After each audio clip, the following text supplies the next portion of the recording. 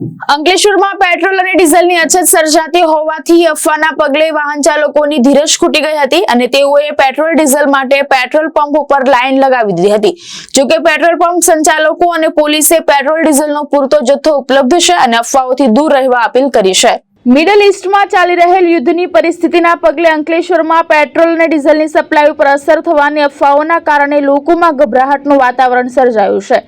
શહેરના વિવિધ પેટ્રોલ પંપો ઉપર મોડી રાત સુધી વાહન ચાલકોની લાંબી લાઈનો જોવા મળી રહી હતી। સ્થાનિક લોકોના જણાવ્યા અનુસાર સપ્લાયમાં અછત થવાની આશંકાએ ઘણા લોકોએ આગોતરા જ પેટ્રોલ ભરાવવાનું શરૂ કર્યું છે, જેના કારણે અચાનક માંગમાં વધારો થયો છે। પરિણામે પેટ્રોલ પંપો ઉપર ભારે ભીડ અને અવ્યવસ્થા જોવા મળી રહી છે।